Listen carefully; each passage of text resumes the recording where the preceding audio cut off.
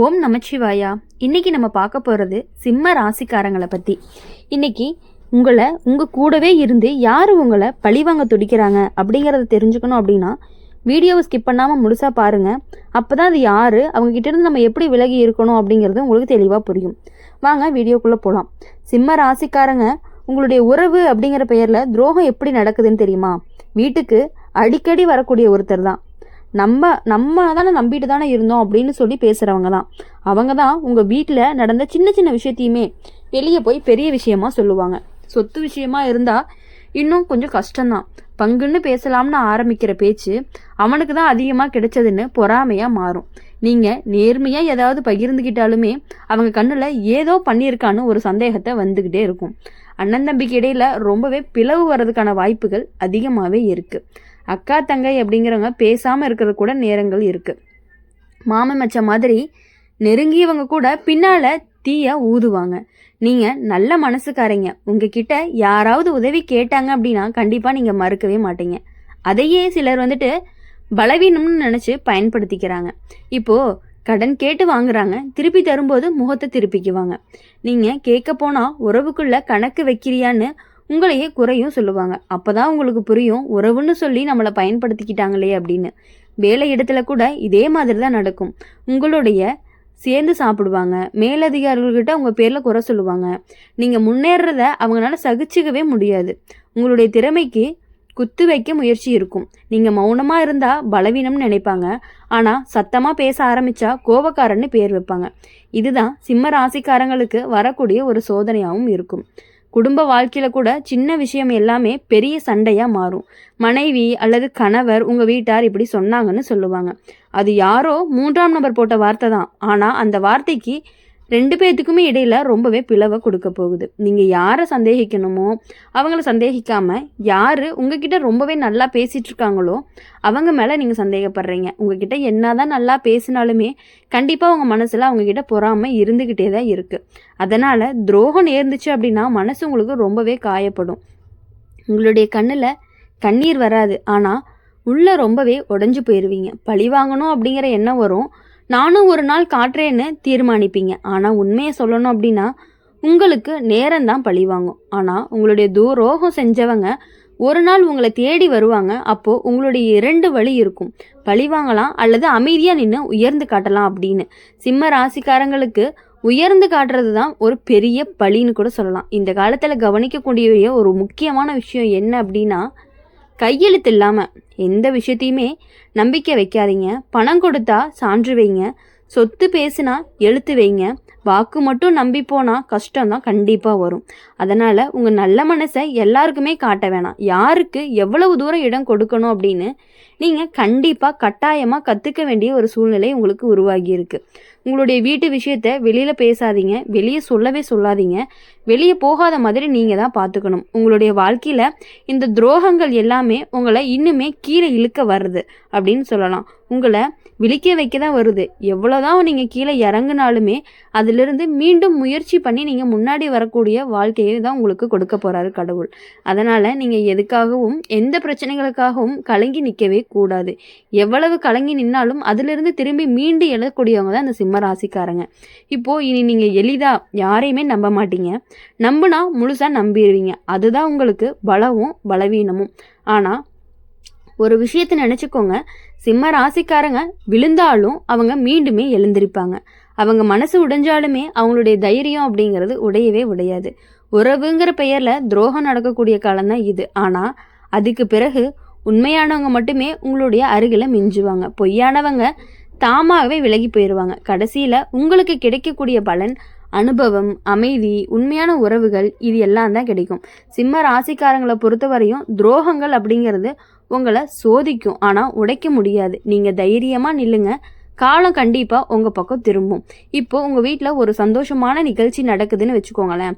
அதுக்கெல்லாம் முன்னாடி நாங்கள் இருக்கோம்னு சொன்னவங்க இப்போது நேரம் வந்ததும் காரணம் சொல்லி விலகிடுவாங்க. ஆனால் பின்னால் அவங்க அழைக்கவே இல்லைன்னு பேசுவாங்க. அந்த மாதிரி தான் சில விஷயங்கள் உங்கள் கூடவே இருந்துட்டு பேசிகிட்டு இருக்காங்க. இப்போது உங்கள் வெற்றி சிலருக்கு சும்மா தெரியாது. நீ வீடு கட்டிட்ட அப்படின்னா கடன் எடுத்து கட்டியிருப்பான்னு சொல்லுவாங்க. நீ வண்டி வாங்கினா எங்கிருந்து பணம் வந்துச்சுன்னு சந்தேகப்படுவாங்க. நீங்கள் முன்னேறிட்டீங்க அப்படின்னா அவனால் மட்டும் முடியாது, யாரோ உதவி இருக்கணும்னு ஒரு குறை சொல்லுவாங்க. அவங்கனால நீங்கள் முன்னேறி ஒரு பொருள் வாங்குறதோ நீங்கள் ஒரு விஷயங்கள் பண்ணுறதோ அவங்களால கண்டிப்பாக ஏற்றுக்க முடியாமல் தான் அவன் கடன் வாங்கி தான் பண்ணியிருப்பான், இல்லைன்னா யாராவது ஹெல்ப் பண்ணியிருப்பாங்க, இல்லைன்னா ஏதாவது வேலைத்தனம் பண்ணி தான் பண்ணியிருப்பான் அப்படின்னு உங்களை குறை பேசிகிட்டே இருக்காங்க. ஆனால் இது எல்லாம் யார் பேசுகிறாங்க அப்படின்னா உங்கள் கூடயே இருக்கக்கூடியவங்க தான். உங்களுடைய ஃப்ரெண்டாக இருக்கலாம், பக்கத்து வீடு தான். மெயினாக சொல்லணும் அப்படின்னா உங்களுடைய பக்கத்து வீட்டுக்காரவங்க தான். உங்களுடைய நல்ல மனசை சோதிக்கிற நேரம் வரும். அது என்ன அப்படின்னா உங்களுடைய நல்ல மனசை சோதிக்கிற நேரமும் வரும். உங்களுடைய உறவுக்காரங்க அவசரம்னு சொல்லி பணம் வாங்குவாங்க, நீங்கள் யோசிக்காமல் கொடுப்பீங்க. ஆனால் திருப்பி தரணும்னு நேரம் வரும் பொழுது ஃபோனை எடுக்க மாட்டாங்க. நீங்கள் வீட்டுக்கு போனால் இப்போ கஷ்டம்னு சொல்லி தள்ளி போட்டுருவாங்க. அப்போ தான் உங்களுக்கு உண்மை என்னங்கிறதே புரியும். இப்போது சிம்ம ராசிக்காரங்க ரொம்பவே நேர்மையானவங்க. அவங்க சொல்கிறத நேராக முகத்தில் சொல்லிடுவாங்க. அதனால் பலருக்கு அவங்கள பிடிக்காது. ஏன்னா அவங்க பின்னால் பேச மாட்டாங்க. அதை பலர் பயமாகவும் நினைப்பாங்க.